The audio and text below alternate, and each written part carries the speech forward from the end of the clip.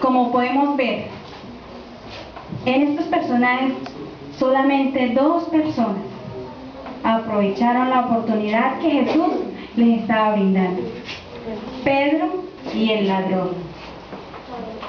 Cuando llegaron al lugar llamado La Calavera, allí lo crucificaron con los dos ladrones al lado. Esto lo podemos ver en Lucas 23:33, si los hermanos quieren tomar sus Biblias para comprobar. Era el mediodía cuando le quitaron a Jesús sus ropas y se las repartieron entre sí. Colocaron a Jesús sobre aquel madero y comenzaron a clavar sus manos. Me imagino cuánto dolor sería, qué intenso dolor sería cuando tomaron a Jesús, lo colocaron allí encima de esa cruz, cuando clavaron el primer clavo. Duele, ¿verdad? A veces nos pullamos o nos cortamos y es un dolor intenso, ¿cierto? ¿Cuánto más sería el sufrimiento, el dolor de Jesús cuando clavaron su otra mano, cuando le clavaron sus pies, esos clavos tan grandes, los podemos imaginar, para que traspasaran los dos y el madero? Al estar allí, Jesús estaba ya muy mal, estaba azotado, sangraba muchísimo desde la cabeza hasta los pies. Cuando aquellos personajes tan malos tomaron la cruz y la llevaron y la colocaron en aquel hoyo con brusquedad, con violencia, ¿cómo sería mirar a Jesús allí en aquella cruz, colgado, con sus manos clavadas, con sus pies, con ese dolor tan intenso? Su cuerpo, ya al estar allí pendiendo de aquella cruz, era más el dolor, porque nada más lo afianzaba, no había nada que lo afianzara, sino que estaba allí colgando. En su cabeza una corona de espinas que decía: este es Jesús, el Rey de los judíos, en Mateo 27:37. Allí Jesús, su respiración se hace más lenta porque está con mucho dolor, se hace más agonizante,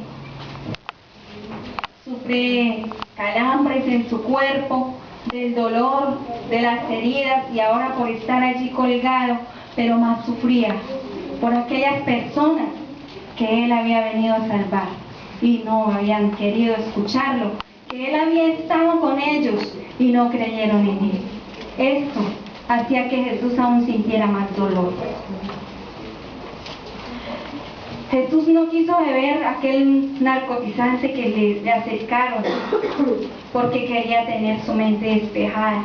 Estaba pensando, estaba en comunión con su Padre Celestial, nuestro Dios. Cuando allí exclamó algunas palabras: Padre, perdónanos, porque no saben lo que hacen.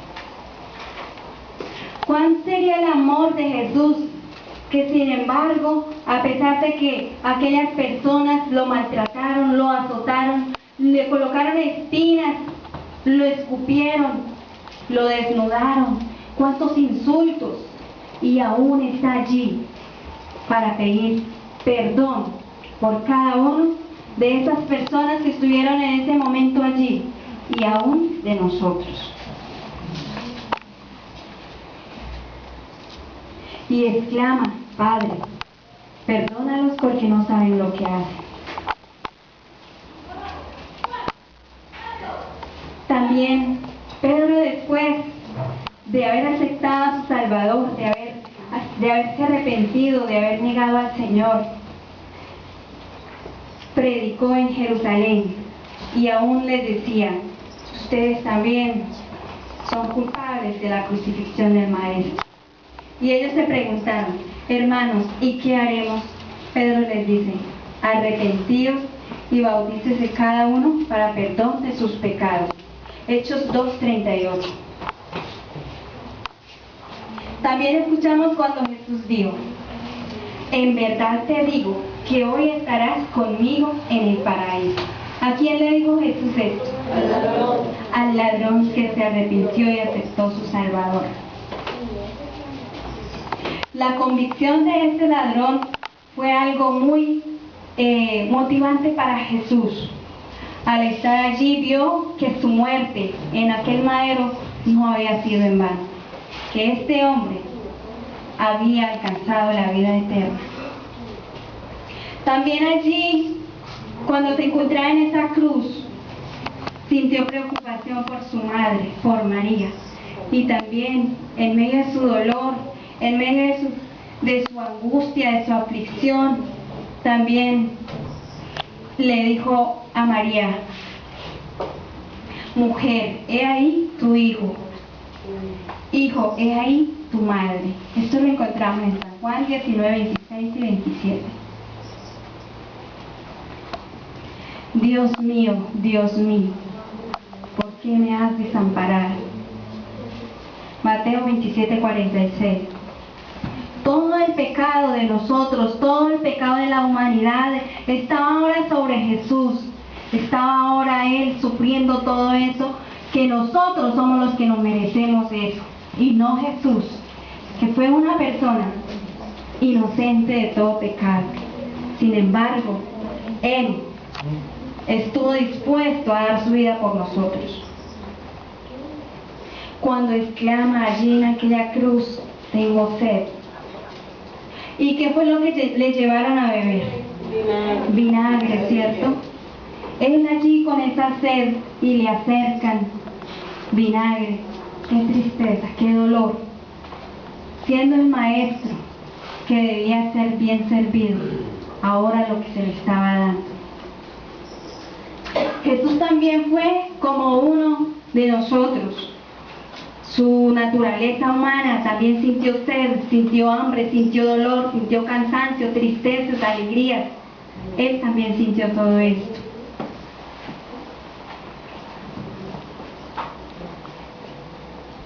Consumado es. San Juan 19:30.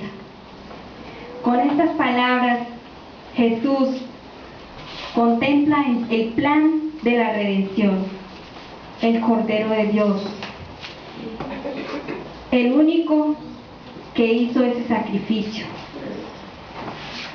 en favor de la raza humana, en favor del pecador, en favor de cada uno de nosotros. De ahí la puerta está abierta para todo aquel que quiera apreciar ese sacrificio que hizo Jesús en aquella cruz.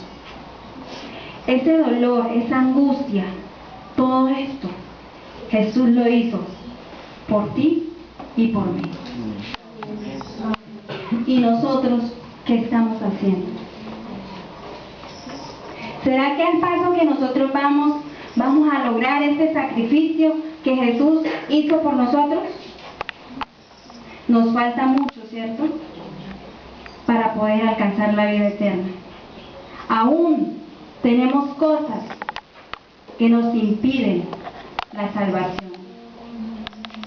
Sin embargo, los días pasan, las horas, los minutos. Y Jesús está ahí. Jesús está cada momento, cada día, donde quiera que nosotros vamos, donde quiera que estamos, en el camino, en la casa, en la calle, en el autobús. Ahí está Jesús, diciéndonos: toma mi mano, ¿qué esperas?